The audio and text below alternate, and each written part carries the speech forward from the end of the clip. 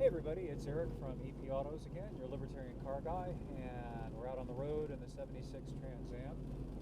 And other than it being kind of noisy, one of the things that I'll tell you about these 70s Trans Ams is that they feel very modern, which is an indication of just how far advanced they were back in the 70s. They handle very well, even by today's standards.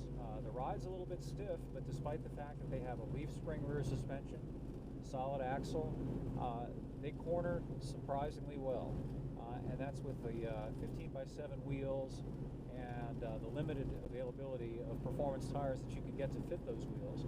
But as far as driving them around, if you've ever driven old muscle cars, most of the muscle cars were a real handful. The 70s Trans Ams were not, particularly the later models, the mid and late 70s models that had the radial tune suspension. You might be able to see the little placard there that's on the dash. Pontiac was one of the first American car companies that set up their suspension for the then new radial tire back in the 70s. And the only car actually that was competitive with this, that was made by American manufacturers back in the day, was the Corvette. And a lot of people, me included, believe that the Trans Am actually handled better than the Corvette in that time frame. The main weakness of these cars are the factory brakes, which are terrible for performance use anyway. They have drums in the back and standard GM discs in the front, nothing high performance or really up to snuff for dealing with a big, heavy, powerful car like this. Traction is also kind of a problem, but it's a good problem. Here we go, get a little bit sideways. And there's nothing quite like that. The hand-to-God thrust of a big V8 is a pleasant thing to experience, and I don't know if you can see the shaker scoop. The door opens as I get on the gas. And then if I back off the gas, the door closes.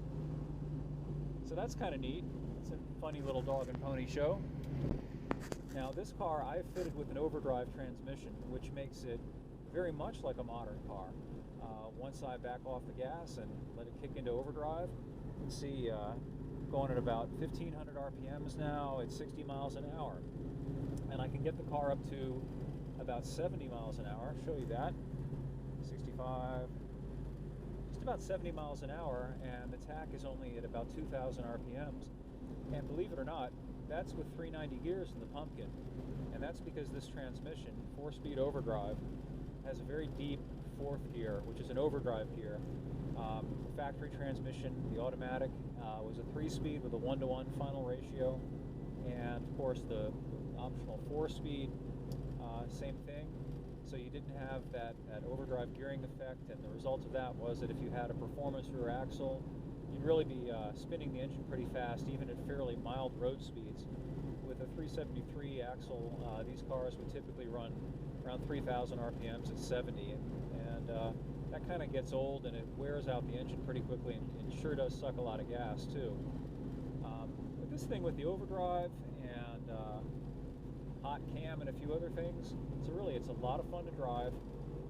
It's not a radical build. The cam that I have in this particular car is roughly equivalent lift and duration wise to the factory Pontiac Ram Air 3 cam, but it's a computer designed cam, so it's a little bit more tractable on the street than the original Ram Air 3 cam. Also, I've got slightly higher compression because I used the later style 6X heads. For you Pontiac people will know what that means.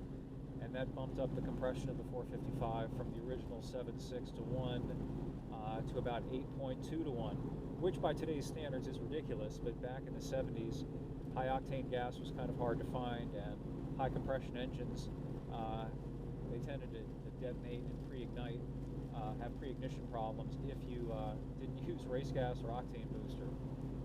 This is a really nice, fun to drive car. A little gas. Here it go a little bit.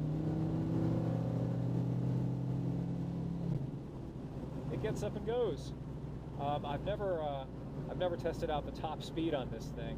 I wouldn't want to test out the top speed on this thing with the non-speed rated BF Goodrich radial tires on it. I wish I could find a set of good high-speed tires and nice stretch of open road to test out the top speed. I think this thing would probably be able to hit 150 something, maybe. It'd be fun to try it out. But it's just a guesstimate on my part. Anyway, that's all for now, and hope you enjoyed this little video, and we'll catch up with you on the flip-flop.